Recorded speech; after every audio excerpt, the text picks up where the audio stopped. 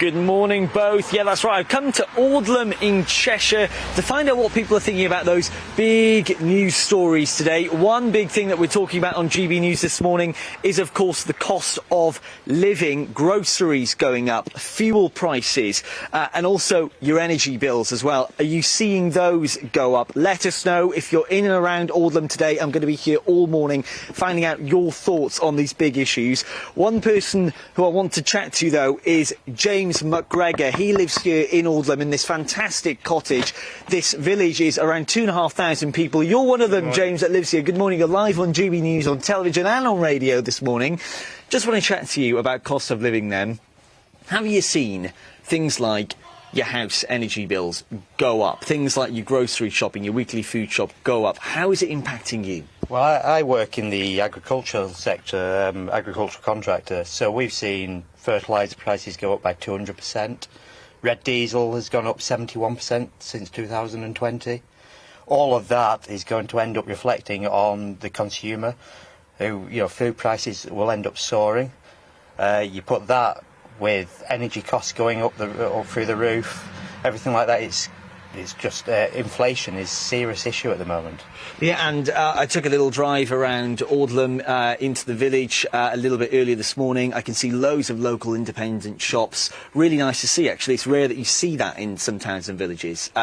Do you think this is going to have a knock-on effect with those businesses, do you think, and them having to raise their prices? 100%. Your independent places are going to become more and more expensive. Your supermarkets who can buy in bulk will become more competitive. It's going to drive your local independent people out. Because at the end of the day, your consumer, your normal working person who is going to end up looking for every penny to feed the family, is going to have to look for the cheaper option. And unfortunately, your supermarkets are going to be that option. There has to be a way that we can change that. And things like, the way that energy bills are going and stuff like that, with a reliance now on this so-called green energy and stuff like that, which obviously isn't working. All this has to change, and you have to look at what's going to benefit the honest working sort of person, really. Yeah, and James, we talk about things going up, but actually salaries aren't really going up. Not at all. Are you going to be pinching the pennies, saving this year? Without a doubt. Like I say, as someone in agriculture, that farming, where everything is going up, bills are going up, price of tractors are going up, your red diesel's going up, insurance is going through the roof. The price that we're actually getting at the end of it, and me as a contractor, my customers are getting at the end of it, isn't changing at all. And my grandfather was a dairy farmer. Now, he got out of milking in 1998. He was getting near enough per litre in 1998 as they're getting now. Now you can imagine your feed costs and all your vet bills and everything has gone up exponentially, but the actual price you're getting per litre hasn't gone up in accordance with that at all. And it's the same with every industry.